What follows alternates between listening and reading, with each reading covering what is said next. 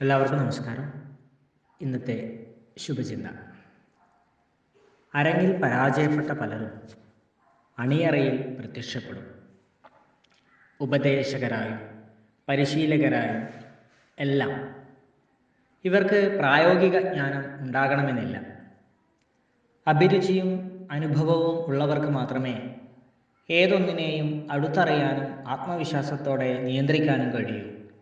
അല്ലാത്തവരുടെ അഭിപ്രായങ്ങളും അറിവുകളും പ്രയോജനരഹിതമായിരിക്കും.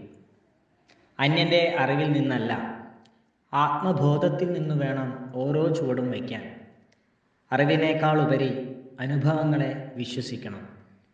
വിദ്യാഭ്യാസം വിജ്ഞാനം നൽകണമെന്നില്ല.